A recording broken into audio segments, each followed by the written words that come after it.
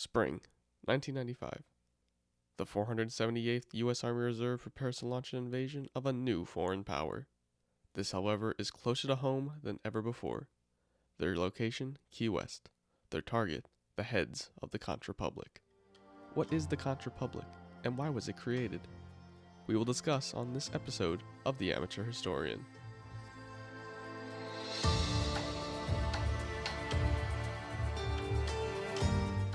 Welcome back to the show. As always, I'm your host, Michael McDonald, but before we begin, what you just heard was nothing more of an exaggeration of the events that are about to unfold. With that, let's get right into America's most strangest and humorous secession in the nation's history. In the spring of 1982, the United States Border Patrol set up a roadblock on U.S. Route 1, cutting essentially Key West, Florida, off from the mainland. The Border Patrol stated that they were creating this roadblock to search for narcotics or illegal immigrants coming in from Cuba. By blocking off the only road in and out, it was an inconvenience for travelers by car. The Key West City Council stepped in, urging the Border Patrol to remove the roadblock, due to the city's main economic drive coming from tourism.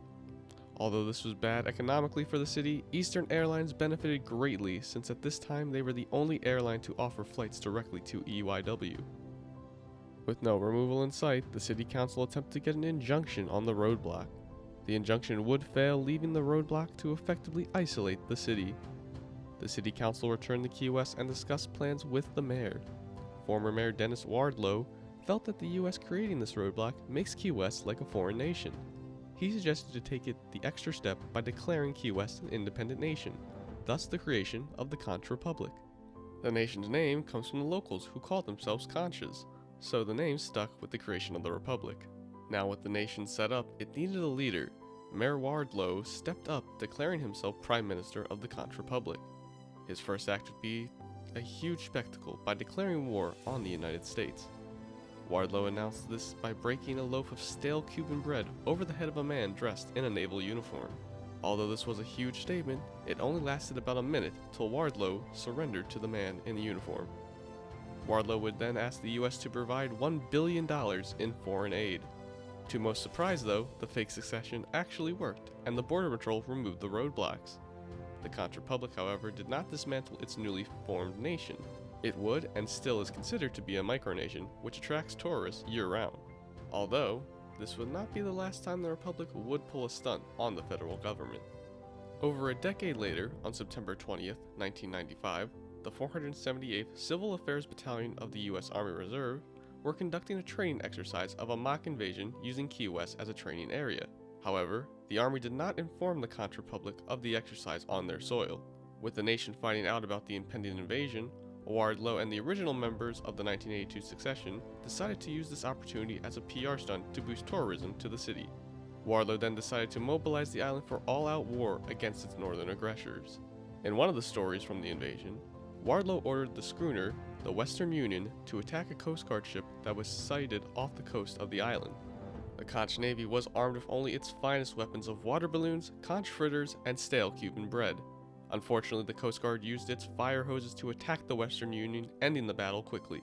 The following day, the Department of Defense realized their mistake with not informing the city of its exercise.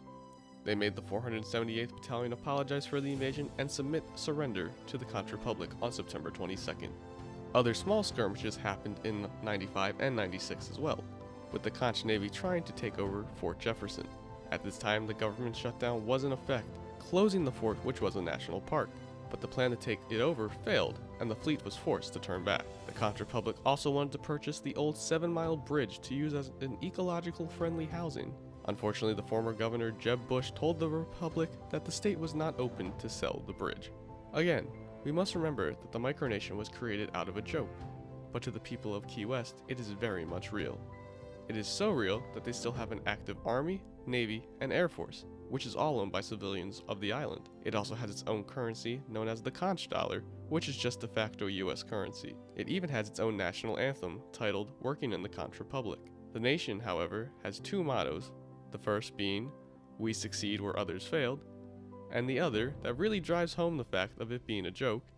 It states, "The mitigation of the world's tensions through the exercise of humor."